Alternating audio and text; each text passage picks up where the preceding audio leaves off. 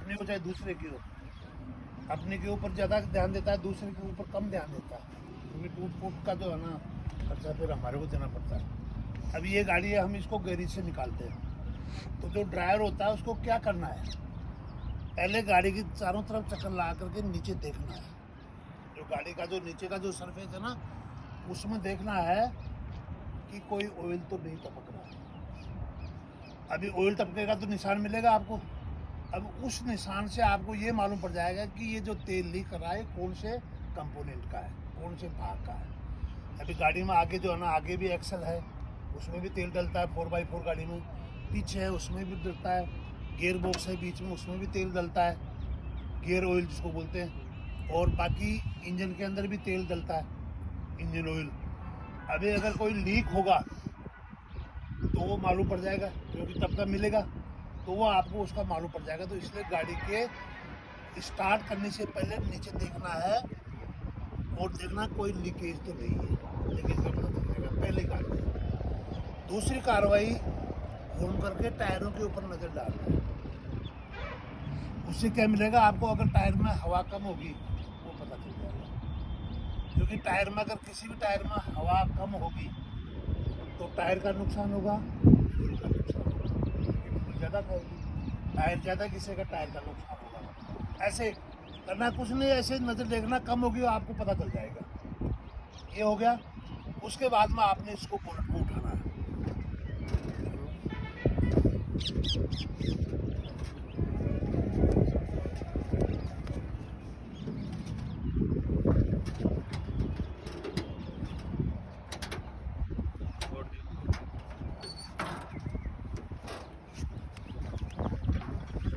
Bonnet को उठाने के बाद में सबसे पहले यह है रेडिएटर।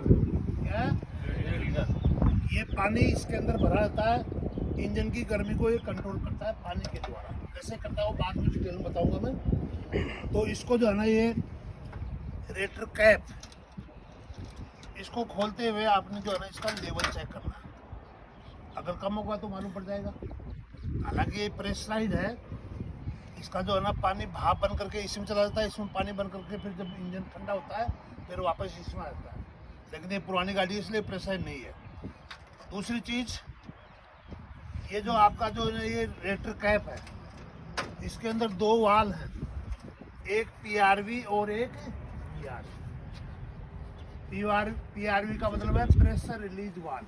प्रेशर रिलीज वाल अगर ओवर हीट ज़्यादा वगैरह हो जाती है तो इंजन फट न जाए, इसलिए वो वाल क्या है दब जाता है और भाग के रूम में जो है ना जो दबाव है इंजन का वो बाहर निकाल देता है। एक होता है वीआरवी वाल। तो प्रेशर वाल तो ऊपर दबने से जो है ना खुलता है, और वीआरवी वाल जब इंजन ठंडा होता है तो जो भाप बनी है, क्योंकि 95 के बाद में टेम्परेचर जाएगा तो पानी धीरे धीरे कौन से रूप में आता है, भाप के रूप में आ जाता है। तो इंजन बंद करते हो तो भाप तो रही, उस समय जो है ना ये वीआरवी वाल का काम है। वीआरवी वाल है ये नीचे की तरफ खींचता है ये। तो वो भाप उसको नीचे की तरफ खींचेगी, खींचने से जो है ना इसका लिंक किससे हो जाएगा, इससे हो जाएगा। तो इसमें जो पानी है ना वो पानी को खींच करके और जो इंजन के अंदर जो सिस्टम के अंदर जो रिक्त स्थान पड़ा ना उसको भर देता है, तो पिचकेगा भी नहीं तो क्या है ये होस पाइप इस प्रकार पिचक जाते हैं ऐसे। लेकिन अगर ये दो वाल सही है तो न तो प्रेशर इंजन फटेगा और न जो है ना चिपकेगा, ये जो रबड़ पार्ट्स वगैरह। तो ये देखना है कि ये दोनों काम करते ही नहीं करते। उसके बाद में तीसरी चीज़ देखना आपने फैन बेल्ट की प्ले। ये अंदाजन मालूम पड़ जाता है। जैसे उदाहरण के तौर पे आप अंगूठे से भी देख सकते हो, अंगुली से भी देख सकते हो, और किसी जो है ना स्टिक से भी देख सकते हो। ऐसे अगर ये ज़्यादा लूज होगी तो जो पानी का सर्कुलेशन है वो इतना ज़्यादा इंजन में नहीं होगा, क्योंकि इसको चाल नहीं मिलेगी। ये वाटर जो पंप है इसको चाल नहीं मिलेगी तो पानी को जो है ना सर्कुलेट नहीं करेगा। दूसरी जो है ना ये फैन जो है ये नहीं घूमेगा तो हवा को भी नहीं खींचेगा। तो ये दोनों काम करता है, बाहर की हवा को अंदर खींचता है, हवा से ठंडा करता है, और पानी को सर्कुलेट करता है। उससे जो है ना ये कर लिया। उसके बाद में आपने जो है ना इसके अंदर एक डिप स्टिक है, क्या है, इंजन के ऑयल लेवल, क्योंकि इंजन के अंदर तेल आता है। हाँ, ये निकालना, ये इस डिप स्टिक को निकालना है। इसमें 2 पॉइंट होते हैं, ये नीचे वाला मिनिमम और ऊपर वाला मैक्सिमम, यानी कम से कम और ज़्यादा से ज़्यादा। ये कम से कम, अगर इससे कम है तो आपने डालना है, अगर इससे ज़्यादा है तो निकालना है वापस, नहीं तो वो क्या है, इंजन को नुकसान ही पहुंचाता है। तो हमेशा लेवल ये ऊपर वाले से मैक्सिमम से ज़्यादा नहीं होना चाहिए और मिनिमम से कम नहीं होना चाहिए। अगर कम है तो डालना है, ज़्यादा है तो निकालना, ठीक है। ये आपने चेक करने के बाद में, अभी आपने क्या क्या चेक कर लिया गाड़ी को स्टार्ट करने से पहले, लीकेज, टायरों की हवा, पानी, बैटरी का ले, दोनों वाल्व काम करते हैं नहीं करते इसी के अंदर, और इंजन का ऑयल लेवल। अभी उसके बाद में आपने आना है सीट के ऊपर। कहाँ आना है? सीट के ऊपर। सीट से सबसे पहले आपने स्टीयरिंग की प्ले चेक करना है। स्टीयरिंग की प्ले, अभी इसकी प्ले ज्यादा है, इसकी प्ले ज्यादा। अभी प्ले क्या है, जैसे इसको अभी यहाँ पे जैसे ये डंडी लगाया हमने इधर,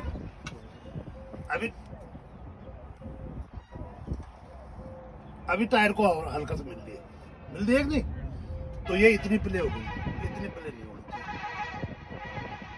प्ले ये 13 से लेकर के 15 mm के लगभग होती है।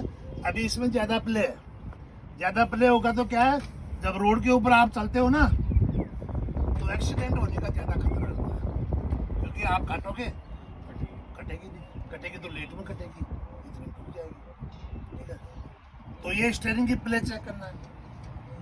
प्ले चेक कर लिया, उसके बाद में आपने सीट के ऊपर बैठना है। सीट को बैठ करके, कोई आदमी छोटा साइज का होता है, कोई आदमी बड़ा साइज का होता है। तो छोटा साइज का आदमी सीट को आगे लेता है, बड़ा साइज का आदमी सीट को पीछे लेता है। तो अपनी ड्राइविंग सीट को एडजस्ट करना है। एडजस्ट करने के बाद में बैठ गए आप। बैठने के बाद में आपने जो है ना, ये सामने 3 है, ये A B C। पहला है एक्सीलेटर पेडल, दूसरा ब्रेक और तीसरा क्लच। तो अमूमन हमारी आदत होती है, क्योंकि क्लच को हम एक तरह का फुट रेस्ट के तौर पर इस्तेमाल करते हैं, यानी गाड़ी चल रही है लेकिन पैर क्लच के ऊपर रखते हैं, कहीं देखा है। तो कभी भी गाड़ी जब चलती है तो कभी भी क्लच के ऊपर, क्लच पेडल के ऊपर पैर नहीं रखना चाहिए। क्लच सिर्फ जो है एकदम से दबाया जाता है और धीरे धीरे छोड़ा जाता है। अगर एकदम से छोड़ दिया तो क्या होगा, गाड़ी का झटका लगेगा और आपकी जो क्लच प्लेट है, जो कि इंजन की चाल को पीछे ट्रांसमिशन सिस्टम में देती है, वो क्या टूट जाती है, ठीक है। तो इसलिए इसको एकदम से दबाना, धीरे धीरे छोड़ना है। और किसके लिए काम आता है, गियर चेंजिंग के लिए, गियर चेंजिंग के लिए आता है क्लच, और इंजन की पावर को जोड़ने और तोड़ने के लिए आता है, ठीक है। दूसरा है ब्रेक, गाड़ी को रोकने के लिए। इन गाड़ी के अंदर 2 प्रकार के ब्रेक लगे हैं, एक हैंड ब्रेक और दूसरा फुट ब्रेक, ठीक है ना। हैंड ब्रेक जो हाथ से ऑपरेट होता है, वो सिर्फ उसको पार्किंग ब्रेक भी कहते हैं। यानी आपने गाड़ी कहीं मार्केट में खड़ी कर दी साइड में, हैंड ब्रेक लगा दिया, गाड़ी कहीं नहीं जाएगी। और सेफ्टी करना तो गियर में डाल करके खड़ी कर जाओ, ठीक है ना। और भी सेफ्टी है तो आगे पीछे कोई पत्थर लगा दो, जाता है नहीं जाता है, सेफ्टी करके ही जाता है कहीं जाता है तो। लेकिन हैंड ब्रेक क्या है, पार्किंग ब्रेक कहते हैं उसको। दूसरा है फुट ब्रेक। ये अब ये फुट ब्रेक 3-4 प्रकार के होते हैं। एक होता है मैकेनिकल, जैसे ट्रैक्टर में मैकेनिकल ब्रेक है, पेडल दबाया, मोटरसाइकिल में मैकेनिकल ब्रेक है, पेडल दबाया वो राड के द्वारा वो चाल कहाँ जाएगी, शूज के द्वारा जाएगी, शूज फैल जाएगा, ड्रम को पकड़ लेगा, ब्रेक लग जाएगा। लेकिन ये मैकेनिकल टाइप से जो है ना, ये स्पीड में चलने वाली गाड़ियां रुकती नहीं है, इसलिए इसमें क्या है, हाइड्रोलिक ब्रेक, यानी ड्राइवर इसके ऊपर पेडल ब्रेक डालता है, इसका फोर्स किसके ऊपर जाएगा, मास्टर सिलेंडर के ऊपर। अभी मास्टर सिलेंडर में क्या पड़ता है, ब्रेक फ्लूइड। ब्रेक फ्लूइड के ऊपर दबाव पड़ेगा और वो फ्लूइड चारों व्हीलों में बराबर जाएगा, व्हीलों में क्या है, ब्रेक शूज है, व्हील सिलेंडर है। व्हील सिलेंडर में जैसे ही वो फ्लूइड जाएगा तो वो बाल की तरफ जो है ना रबड़ कप होते हैं वो बाल की तरफ फैलते हैं। इसके दबाव से, फ्लूइड के दबाव से। फ्लूइड के ऊपर किसी ने दबाव डाला पैडल में, अभी बाल की तरफ जाएगा तो उसके साथ में क्या शूज लगे होते हैं, शूज फैलेंगे ही नहीं फैलेंगे। शूज के ऊपर क्या चीज घूम रहा है, ड्रम, तो बाल की तरफ फैलते ही जो है ना ब्रेक जकड़ेगा नहीं। अभी वो ब्रेक कितनी स्पीड से लगाते हो आपकी पेडल के ऊपर डिपेंड करता है, किस हिसाब से आप पेडल मार रहे हो। अगर धीरा करना तो आप धीरे पेडल मारोगे, इमरजेंसी रोकना तो एकदम से मारोगे, और एकदम से ही खड़ी करना है तो इसको पंप लेकर मारोगे। अभी एकदम से मारने और पंप लेकर मारने में क्या फर्क है, क्योंकि एकदम से ब्रेक मारा आपने, गाड़ी स्लिप करेगी। क्यों करेगी, क्योंकि रोड और टायर के बीच में घर्षण पैदा होगा। जब रोड भी गर्म है, टायर भी गर्म है, तो वो स्लिप मारेगा, है कि नहीं, और गाड़ी ठुक जाएगी। लेकिन उसी दौरान आपने इसको पंप करके मार दिया, तो पंप मारते ही क्या आपका जो शूज है ना, पहले तो जो है ना दबाते ही जो है ना शूज फैलेगा, फिर छोड़ते ही जो है ना फिर क्लोज होगा, तो ड्रम और शूज के बीच में जो घर्षण पैदा हुआ था ना वो कम हो जाएगा, और दोबारा फिर डबल फोर्स से जो है ना फिर लग जाएगा। इसी हालत में टायर की, तो ये आपने चेक करना है। अभी ब्रेक आप आवश्यकता अनुसार। तीसरा ब्रेक है, जैसे ये ट्रक है, ये अभी ट्रक में क्या कौन सा है, हाइड्रोलिक ब्रेक है, लेकिन assisted by air, assisted by air. इसमें असिस्टेड बाय एयर नहीं है, इसमें सिर्फ आदमी के आम की ताकत से लगेगा, हवा का कोई रोल नहीं इसमें, लेकिन उसमें हवा का रोल है, क्योंकि आदमी सिर्फ इशारा करता है, बाकी काम हवा करती है। हवा के लिए टैंक है, इंजन के साथ में एयर कंप्रेसर है, जो कि हवा को बाहर के वातावरण से खींच करके टंकी में दबाता है। फिर जैसे ही ब्रेक पेडल मारते हैं हम, तो पेडल के नीचे एक ट्रेडल वाल है, जैसे ही उसके ऊपर दबाव पड़ेगा हवा टैंक से लीक होगी और कहाँ जाएगी, मास्टर सिलेंडर में। मास्टर सिलेंडर के अंदर डायफ्राम है, डायफ्राम से जो है ना फिर चारों मीटर को ब्रेक लग जाएगा। अभी आजकल की जो गाड़ी में आ रहे हैं, पूरा ब्रेक सिस्टम एयर से आ रहा है, उसमें अपना ब्रेक फ्लूइड भी निकाल दिया, उसमें पूरा एयर का ही काम है, एयर से लगेगा। अगर एयर नहीं होगा तो ब्रेक नहीं लगेगा, ठीक है। तो जब बड़ी गाड़ी आप चलाते हो ना, तो इसके ऊपर जो है ना एक एयर प्रेशर गेज होता है बड़ी गाड़ी में, उसके ऊपर अभी आपने ध्यान देना है कि गाड़ी के अंदर सफिशिएंट एयर है या नहीं है तो आपने इंजन स्टार्ट करके एयर को बनाना, उसके बाद ही गाड़ी को मार्च करना, नहीं तो गाड़ी जो है ना रुकेगी नहीं, ठीक है। ये हो गया। अभी उसके बाद में इस गाड़ी के अंदर 3 प्रकार के कंट्रोल हैं, 3 प्रकार के कंट्रोल हैं।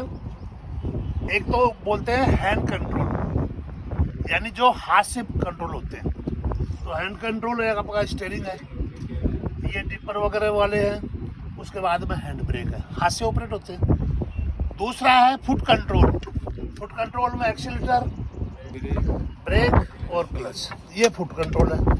और तीसरा है जनरल कंट्रोल, यानी ये जितने भी गेज है ना, अभी आपका जो है ना टेम्परेचर गेज है, इसके अंदर आपको क्या पता जो है ना इंजन का टेम्परेचर कितना है, लेकिन जैसे ही 90 डिग्री से ज़्यादा जाएगा तो इस गेज के अंदर जो निडल क्या है, रेड जो निशान बने होते हैं उससे ऊपर पहुंचते आपको पता लग जाएगा कोई ना कोई कमी है, या तो पानी कम है या जो है ना सर्कुलेशन नहीं कर रहा, तो आप गाड़ी को रोक करके, तो ये इस प्रकार के गेजों को बोलते हैं जनरल कंट्रोल, ठीक है ना।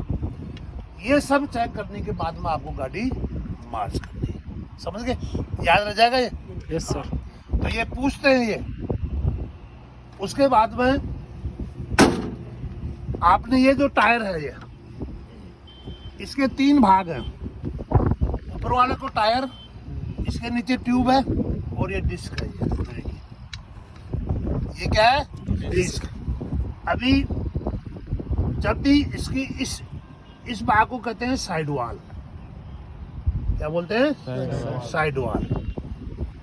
अभी जब आपकी हवा कम होती है और आप चलाते हो तो इसकी साइड वाल के अंदर क्या है, दरार पड़ जाती है और आपका टायर 30-35 हज़ार से पहले ही खराब हो जाता है। तो टायर के पैसे लगते हैं ना मार्केट में, तो इसलिए इसकी हिफाजत करना भी ड्राइवर का फर्ज है। तो हवा का प्रेशर सही रखें, इसको बोलते हैं टॉप सरफेस। ये जो ऊपर वाला भाग है ना, ये है टॉप सरफेस। अभी इसमें जो है ना, ये बीच में क्यों दिया हुआ है गुटिया, इसका कोई मतलब है, कंपनी बना करके देती है। ये क्यों देती है, क्योंकि जब ये चलता है रोड के ऊपर तो रोड और इसके बीच में घर्षण पैदा होता है। अभी वो गुड्डी होने से क्या है, इन दोनों के रोड के और इसके टायर के बीच से जो है ना हवा पास होती रहती है, जिससे ये ठंडा होता रहता है, इसलिए गुड्डी रहती है। और जब ये रोल हो जाता है एकदम गोल, जैसे हमारे जैसे हो जाता है ना गोल, तो फिर एट्रैक्शन खत्म हो जाता है कि नहीं होता है, होता है नहीं होता है। अरे खोपड़ी गोल होगी तो फिर खत्म है नहीं। तो इसलिए ये जब गोल हो जाता है तो फिर कभी भी ये नुकसान कर सकता है। तो इसलिए या तो उसको पीछे लगाओ, आगे नहीं लगाना। ब्रेक नहीं लगेगी, गाड़ी स्लिप कर जाए कहीं काम। आगे दोनों टायर क्या है, अच्छी कंडीशन में होनी चाहिए, ठीक है। और दूसरी, ट्यूब लेते समय जब आप ट्यूब डलाते हो तो हवा भरा करके उसमें देखो। कभी कभी क्या है, ट्यूब का कुछ हिस्सा फूल जाता है, जैसे ना, उस प्रकार की ट्यूब को आपने इस्तेमाल नहीं करना, क्योंकि फूलता वही है जहाँ से मटेरियल वीक है। तो वो वीक मटेरियल तो कभी भी धोखा दे सकता है। इसलिए टायर को, ट्यूब को इस्तेमाल करने से पहले उसमें हवा भर के देखना चाहिए कि ये बराबर फूल रही है, कहीं साइड से घूम रहा तो नहीं हो रहा इसके अंदर, ठीक है। ये सब चेक करने के बाद में आपने जो है ना स्टेयरिंग पे बैठना है और फिर जो है ना अपनी गाड़ी कॉन्फिडेंस के साथ में। हवा आगे ज्यादा होनी चाहिए, पीछे ज्यादा होनी चाहिए। हवा आगे कम होती है, पीछे ज्यादा होती है। लेवल जो है ना अंदाजन मालूम पड़ जाता है। वैसे तो इनका अलग अलग ही इनकी जो है ना प्रेशर होता है, लेकिन जैसे हवा कम होगी तो ये टायर थोड़ा सा ज्यादा बैठ जाएगा, ठीक है। 40 की डलती है, 45 डलती है, हाँ। उसके अनुसार कि 40 पीछे की तो उसके लिए टायर प्रेशर गेज होता है, जो हवा भरता है ना, और उसको मालूम होता है कि कौन सी गाड़ी में कितनी हवा भरनी है। और जो गुड्डी वाला टायर होता है ना, हमेशा 2 गुड्डी जो है ना जमीन से टच होनी चाहिए। अगर 2 गुड्डी जमीन से टच है तो आपके टायर के अंदर हवा। दूसरी चीज, किसी भी पेचकस से जो है ना आप इस प्रकार बजा करके भी चेक कर सकते हो हवा। आपने ट्रक खलासी को देखा, जब भी कभी रोकता है तो पेचकस से वो ऐसे ऐसे चेक करता है, तो उसको उसी से पता चल जाता है। और दूसरी चीज, इन गुड्डियों के अंदर कोई फंस जाता है, कोई कंकरी वगैरह, तो उसको भी निकालना है, क्योंकि वो टायर को नुकसान पहुंचा सकती है। अभी आगे आ जाओ।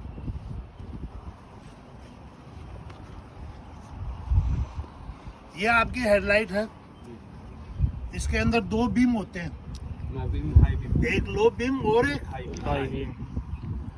जब आप कहीं स्पीड से जा रहे हो और रात के टाइम में अगर आप आगे वाली गाड़ी को ओवरटेक करना चाहते हो तो रात को तो हॉर्न नहीं बजाओगे, आप डिपर मारोगे ना, तो आपकी ये लाइट जो है ना पहले लो बीम आएगी, फिर हाई, तो अगला समझ जाएगी तो मेरे जो पीछे आ रहा है वो मेरे से आगे जाना चाहिए, क्योंकि ये टेस्ट में पूछते हैं इस प्रकार के, ठीक है। तो इसमें 2 बीम है, लो बीम और हाई बीम। डिपर के द्वारा जो है ना इसको कंट्रोल करते हैं, रात को साइड में लेने के लिए जो है ना। दूसरी चीज, सामने से अगर कोई गाड़ी आ रही है और वो अगर डिपर का प्रयोग नहीं करता है तो उस समय अपने आप की सुरक्षा के लिए आप जो है ना अपनी लाइट को क्या है, हाई से लो बीम में ला सकते हो, ताकि लो बीम में लाइट क्या है, गाड़ी के नजदीक आ जाती है। हाई बीम में गाड़ी की से लाइट थोड़ी सी दूर चली जाती है। उसके बाद में जो है ना ये इंडिकेटर है, ये और वो, यानी इंडिकेटर जब आप सीधी रोड पे जा रहे हैं और अगर दाएं बाएं मुड़ना है तो आगे, आपके आगे सामने से आने वाला ट्रैफिक और आपके पीछे से आ रहा जो ट्रैफिक, उसको अवगत कराने के लिए आप किसका प्रयोग करते हैं, इंडिकेटर का प्रयोग करते हैं, ताकि आपके इंडिकेटर से आगे आने वाला भी चौकन्ना हो जाए और पीछे वाला वो भी चौकन्ना हो जाए। और इंडिकेटर का प्रयोग करते हैं आप गाड़ी को राइट या लेफ्ट में ले जा सकते हैं। ठीक है। उसके बाद में यह है वेपर। वेपर मोटर अंदर है। ये यहाँ से लेकर के यहाँ तक है वेपर आर्म, और ये यहाँ से लेकर के यहाँ तक है वेपर ब्लेड। ठीक है ना। और मोटर इसके अंदर है, बिजली की मोटर है जो डीसी करंट से चलती है। तो ये क्या करती है, जब कई पहाड़ी इलाके में या बारिश के टाइम में आप ड्राइविंग कर रहे हो, बारिश हो रही है, तो पानी इसके ऊपर से आएगा ना। अभी आपको आगे देखने में रुकावट डालेगा, तो उस समय आप वेपर का प्रयोग करके उस पानी को हटा सकते हैं। विंडशील्ड को साफ करने के लिए। हाँ, विंड स्क्रीन। ये जो शीशा है इसका नाम है विंड स्क्रीन। इसको साफ करने के लिए, ताकि आगे आपको देखने में किसी प्रकार की कोई रुकावट नहीं आती। ये ट्रेन में भी आती है, एरोप्लेन में भी आती है, क्योंकि एरोप्लेन तो ऊपर चलती है, तो उस समय तो जो ये धुंध टाइप रहती है ना, तो उसमें जो है ना ये है वेपर मोटर। इसका नाम क्या बताया था, आर्म। ये है ब्लेड, मोटर अंदर। ठीक है। विंड स्क्रीन को साफ करने के लिए। उसके बाद में ये रियर व्यू मिरर। यानी आप चल रहे हो आगे, गाड़ी के पीछे की हालत को देखने के लिए आपको बैठे बैठे ही जो है ना मालूम हो जाएगा। तो गाड़ी को मार्च करने से पहले इसको भी आपने एडजस्ट करना है। आपने देखा होगा, खैर छोटी गाड़ी में तो वो ड्राइवर अपनी साइड का ही करता है, लेकिन ट्रक और बसों में दोनों साइड को वो एडजस्ट करता है, क्योंकि ट्रक और बस को दोनों साइड दिखनी चाहिए कि नहीं तो कभी भी अनहोनी हो सकती है। लेकिन छोटी गाड़ी में वो अपनी साइड का चेक करता है, तो पीछे इनको भी आपने गाड़ी को मार्च करने से पहले इसको भी एडजस्ट करना है। ठीक है। अभी ये जो यहाँ से लेकर के ये है, इसको बोलते हैं बॉडी। क्या बोलते हैं, बॉडी। और जो ये नीचे से जो है ना, ये यहाँ से लेकर के एक एंगल सा है ना, दो, उसको बोलते हैं चेचिस। उसको बोलते हैं चेचिस। चेचिस परमानेंट है, बॉडी आप कैसी भी चेंज कर सकते हो। इस बॉडी को हटा करके दूसरी भी डाल सकते हो, इसका ट्रक भी बना सकते हो, लेकिन आप चेचिस को चेंज नहीं कर सकते। तो गाड़ी अभी चेचिस है क्या, चेचिस अपने आप में एक गाड़ी होता है, लेकिन खुद नहीं चल सकता, खुद नहीं चलेगा। लेकिन गाड़ी के तमाम हिस्से उसके ऊपर कुछ नीचे, कुछ दाएं, कुछ बाएं, सब चेचिस के ऊपर फिट रहते हैं। तो गाड़ी का सबसे महत्वपूर्ण हिस्सा क्या है, चेचिस। ठीक है। अभी इसको खोलो।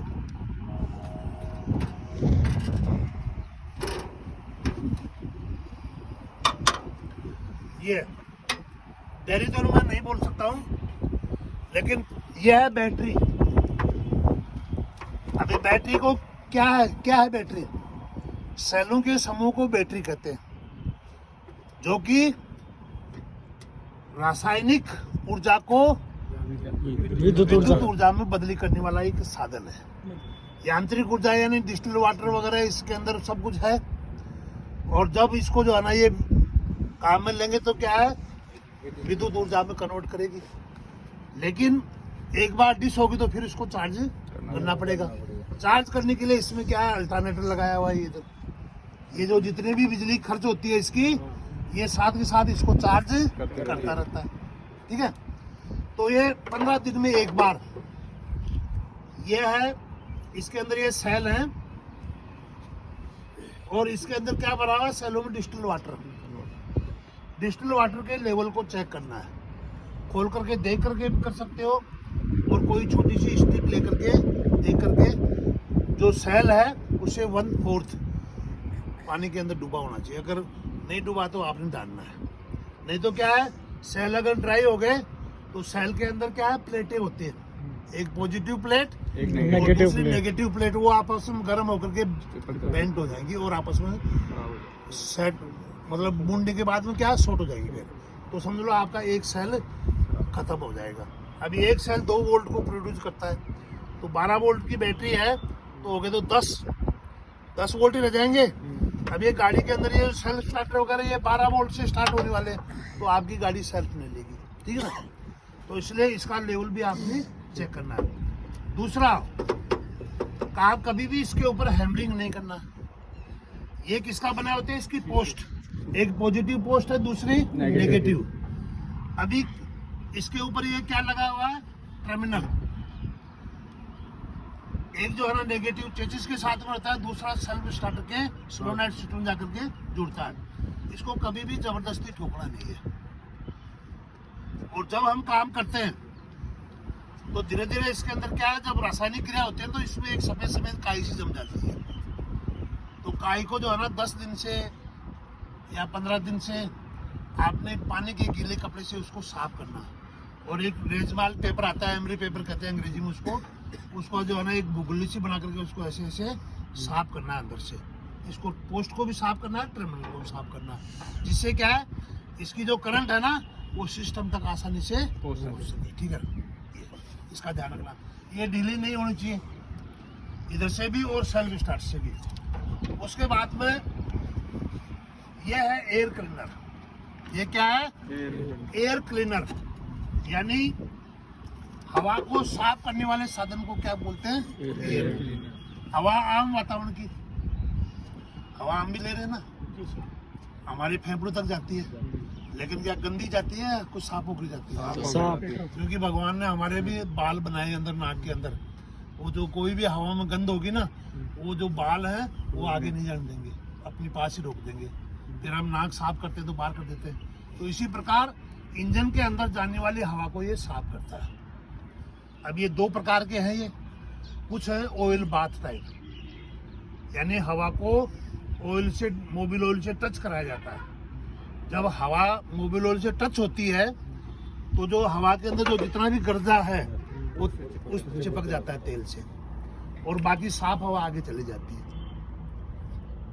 और एक होता है ड्राई कार्ट्रिज टाइप, यानी रबड़ की, पेपर की कार्ट्रिज आती है, उसके अंदर जो हवा का गर्दा है वो बाहर रह जाता है और शुद्ध हवा उसके अंदर पहुंच जाती है, ठीक है। तो 2 प्रकार के आजकल ड्राई कार्ट्रिज टाइप ज्यादा आ रहे हैं, लेकिन ये भी आ रहे हैं किसी किसी गाड़ी में, ये भी पुराने हैं, ठीक है। उसके बाद में हवा, ये इसका इन है, इसका एक यहाँ पे इंडिकेटर होता है। क्या होता है, इंडिकेटर। अगर ये ज्यादा गंदा हो जाता है तो इंडिकेटर से हमको पता लग जाता है कि ये गंदा हो रहा है, ठीक है ना।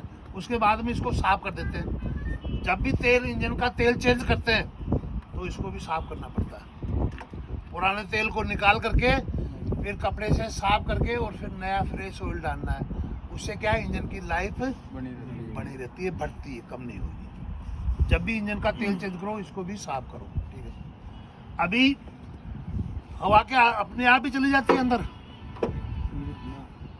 इस दुनिया के अंदर कोई भी चीज अपने आप नहीं रहती है। जब तक अगर दबाव नहीं हो तो कोई काम होता ही नहीं, ठीक है ना।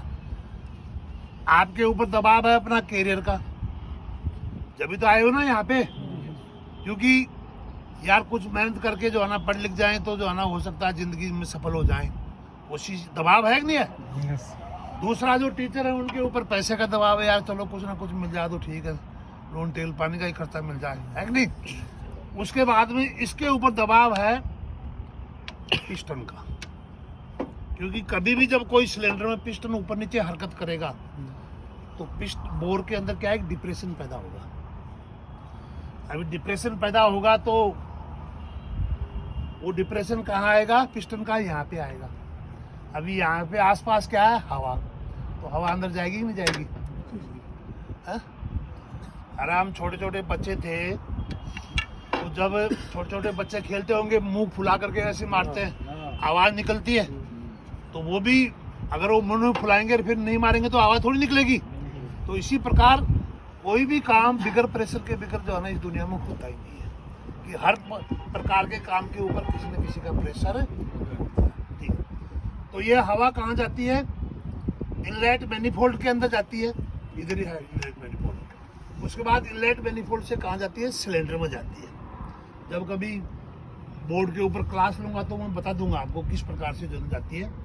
अभी वो हवा सिलेंडर बोर में चली जाती है, बोर से जो है ना, अभी ये डीजल गाड़ी है, ये क्या है? डीजल गाड़ी। डीजल गाड़ी है। डीजल गाड़ी है तो ये हवा खींचती है।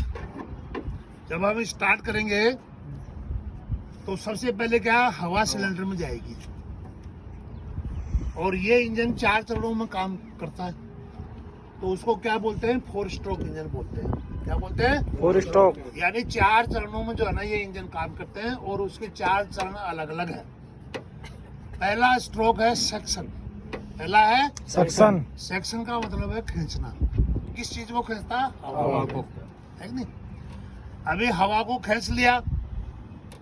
खींचने के बाद में पहला चरण पूरा हो गया। हवा यहाँ से खींचते समय साफ भी हो जाती है और शुद्ध हवा जाकर के अंदर बढ़ जाती। अभी हवा कितनी जगह पे भरी? इतनी जगह पे भर गई वो हवा। अभी उस हवा को गर्म करना है तो जब उसका आयतन घटाएंगे जब भी तो गर्म होगी ना। तो पिस्टन फिर पहले ऊपर से नीचे गया था, फिर पिस्टन ऊपर आएगा तो उसका उस हवा का आयतन घट जाएगा। अभी जब आयतन घट जाएगा तो हवा क्या हो जाएगी? गर्म हो जाएगा और उसका टेम्परेचर 350 से लेके 400 डिग्री सेंटीग्रेड तक हो जाएगा। अभी 350 से लेकर के 400 डिग्री सेंटीग्रेड तक कोई भी ऑब्जेक्टिव खुद जलने और दूसरे को जलाने की क्षमता रखता है कि नहीं रखता? है कि नहीं? अब ये जलाएगा किसको? डीजल। तो उसी समय दबा दिया। ये हो गया कंप्रेशन स्ट्रोक। क्या हो गया? दूसरे यानी दबाना। 2 स्ट्रोक हो गए। तीसरा है पावर। अभी पावर जब भी मिलेगा जब कोई उसके ऊपर जलने वाली चीज फेंकी जाए। अरे हमारे पॉकेट में अगर 2000 का नोट है तो हमारे पैर ही बता देते हैं कि हाँ कुछ ना कुछ मसाला है। दूसरा अंदाज लगा लेता है, नहीं लगाता? सही है। क्योंकि अपनी चाल ही बता देती है। और अगर पॉकेट खाली है और 50-100 रुपए पड़े हैं तो हमारी चाल बता देती है कि हाँ इसका मसाला नहीं है। ठीक है ना? तो उस समय ये जो फ्यूल सिस्टम इसके अंदर है जिसका संबंध डीजल टैंक से लेकर के पाइपलाइन से लेकर के जो है ना ये फिल्टर, ट्यून फ्यूल फिल्टर जो है ना ये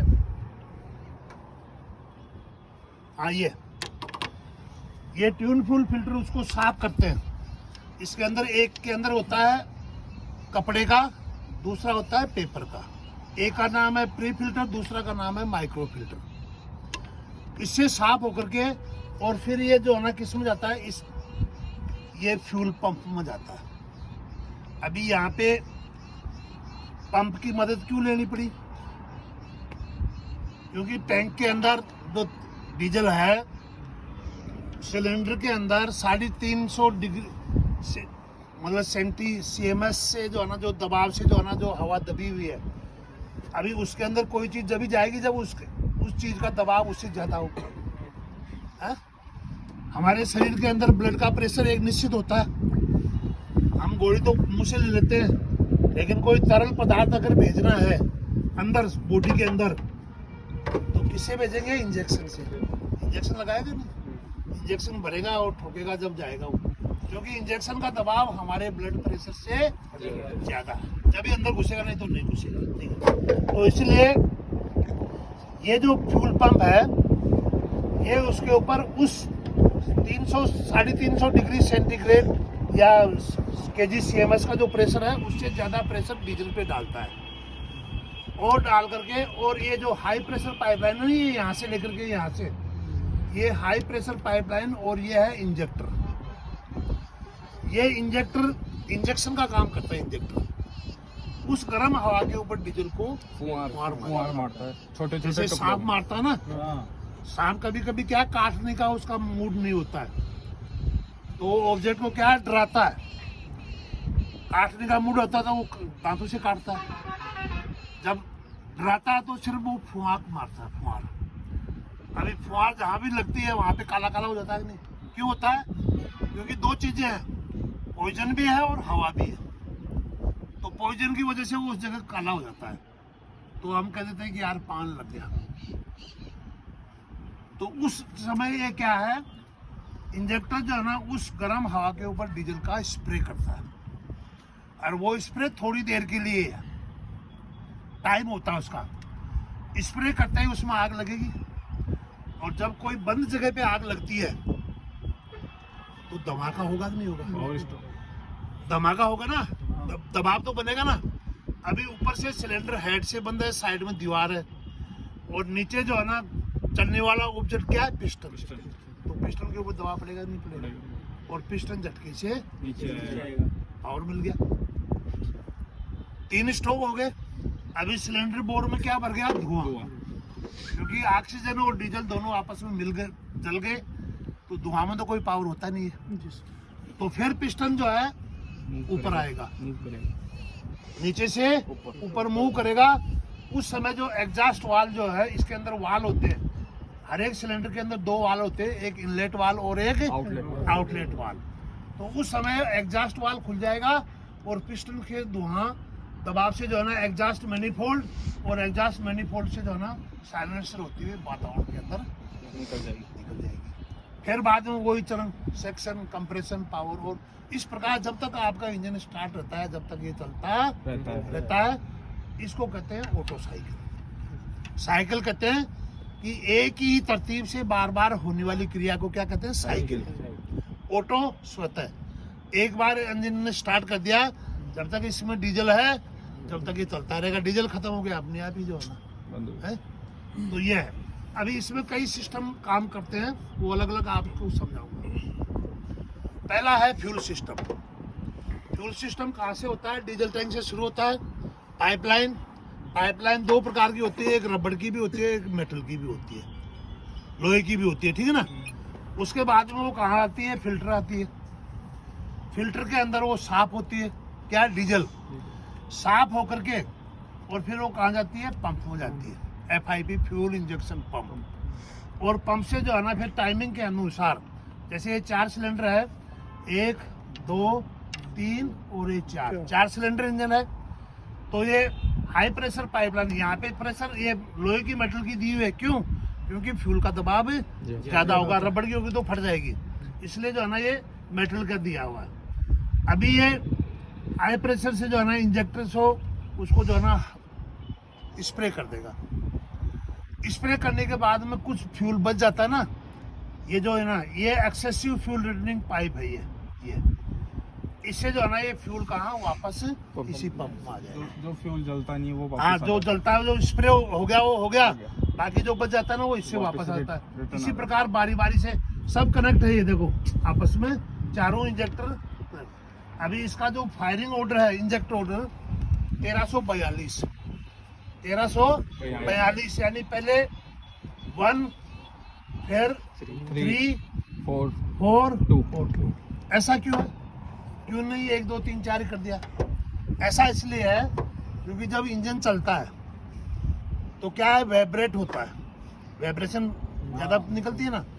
अगर ये टाइमिंग अगर इसका इस प्रकार से दिया जाता है ताकि कम से कम इंजन के अंदर वाइब्रेशन रहता हो, तो उसके बाद में जो है ना ये पाइप जो है ना ये फ्यूल जो है ना बचा हुआ वापस, ये तो है फ्यूल सिस्टम, ठीक है ना। साल में 1 बार या 2 साल से जो है ना फ्यूल टैंक की सफाई करनी चाहिए। पूछ लेते हैं कि टैंक की सफाई कितनी, तो साल भर में या 2 साल, 1 साल में 1 बार करनी चाहिए।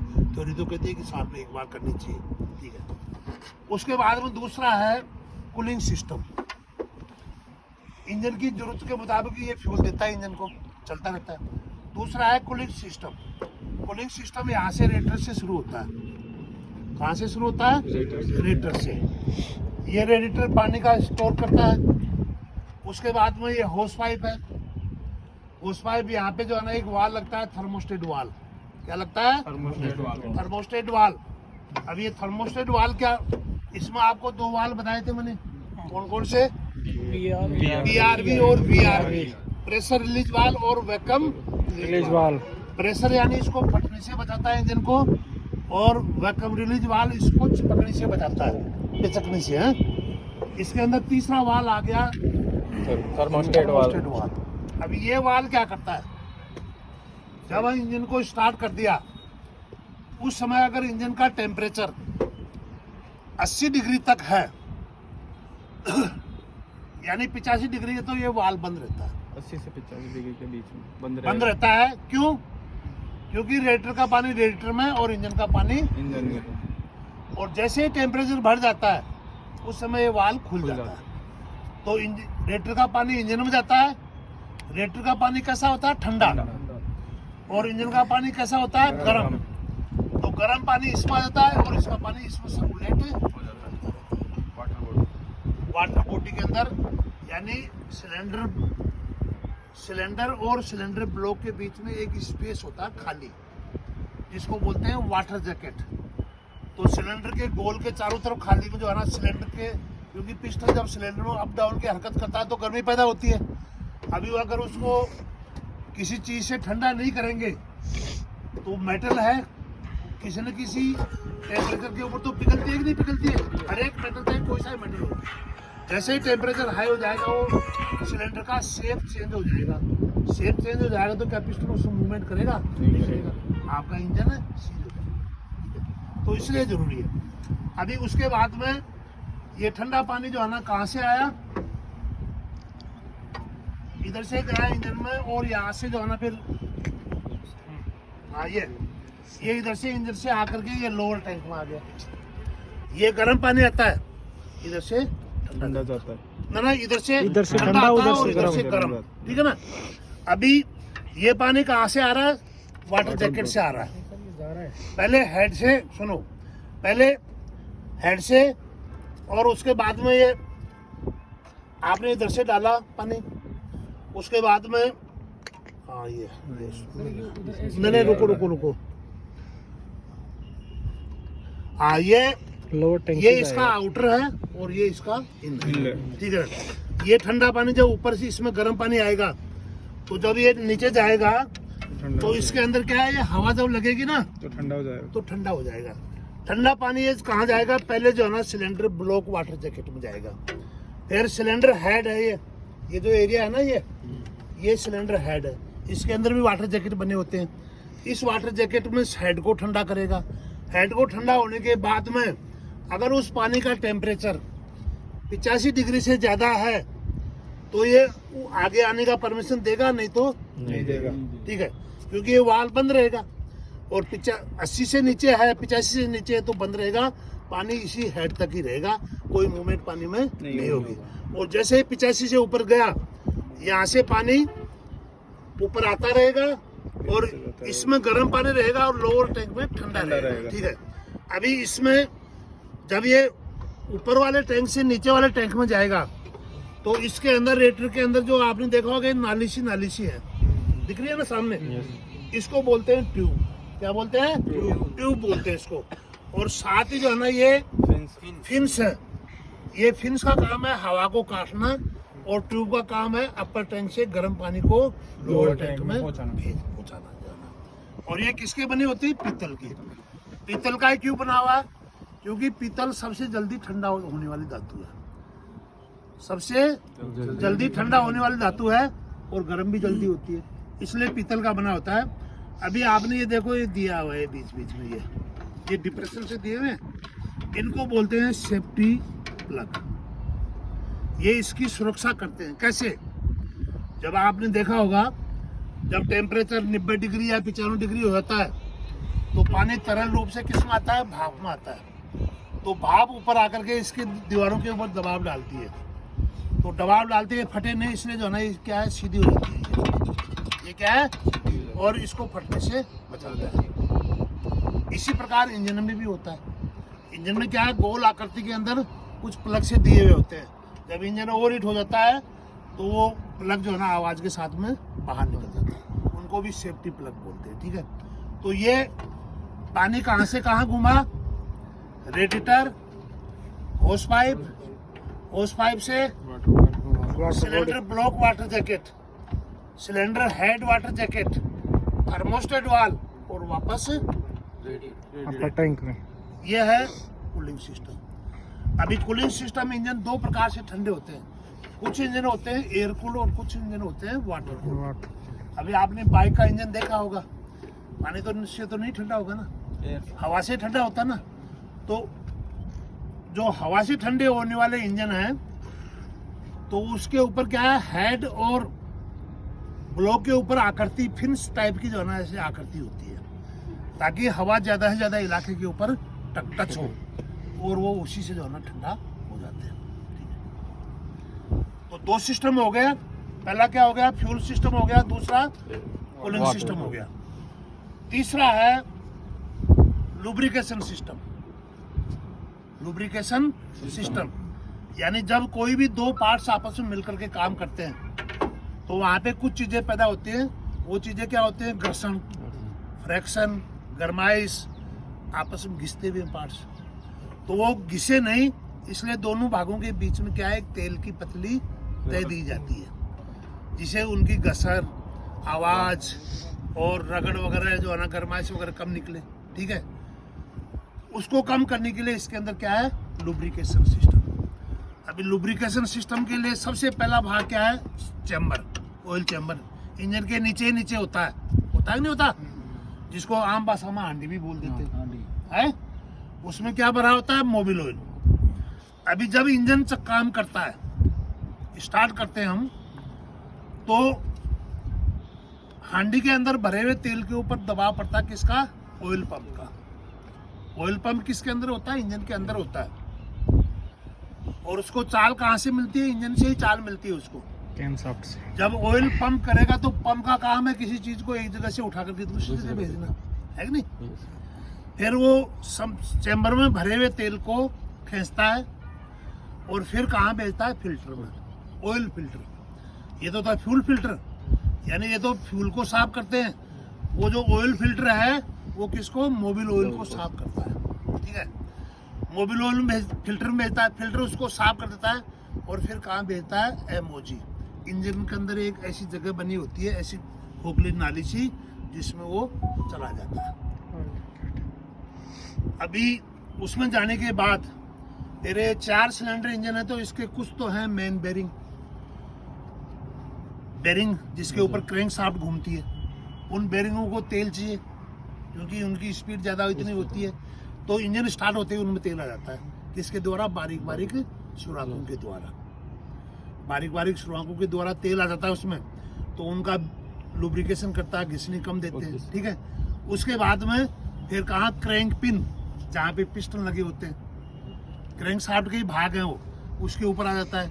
और उसके आने के बाद में फिर जो है ना, ऊपर ही ऊपर जो है ना, किसके, टेपिट रहते हैं, टेपिटू के ऊपर आता है वो तेल।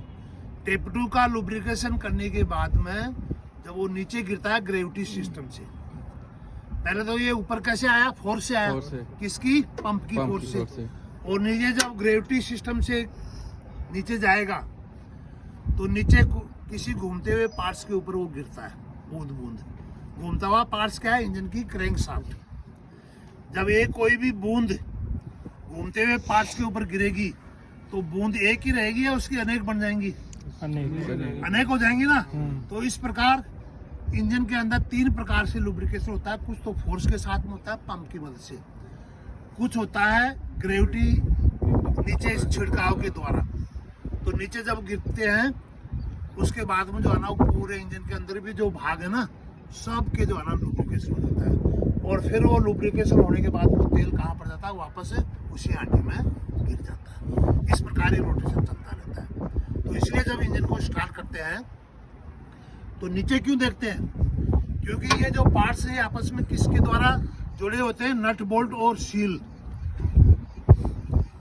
गैसकिट के द्वारा आपस में जुड़े होते हैं। अगर जरा सा भी गैसकिट लीक हो गया तो वहां से तेल लीक करेगा या नहीं करेगा, तो वो इसलिए लीकेज चेक करते हैं गाड़ी को स्टार्ट करने से पहले। तो ये है फ्यूल सिस्टम। अभी उसके बाद में ये चार्जिंग सिस्टम यहाँ से शुरू होता है। दो है, एक चेचिस के साथ मार्थ हो जाती है, दूसरी जो है ना सेल्फ स्टार्टर के सोलोनाइट स्विच में जाती है। सोलोनाइट स्विच में जाकर के क्या है, जब भी हम उसको स्टार्ट करते हैं इंजन को तो स्टार्ट हो जाती है। अभी इंजन भी 3-4 प्रकार से स्टार्ट होते हैं। कुछ इंजन होते हैं धक्की से स्टार्ट, टल्ला मारो स्टार्ट हो जाएगा, है कि नहीं। कुछ इंजन होते हैं हैंडल से, छोटे छोटे ट्यूबवेल वाले इंजन होते हैं ना, उसमें फंसाओ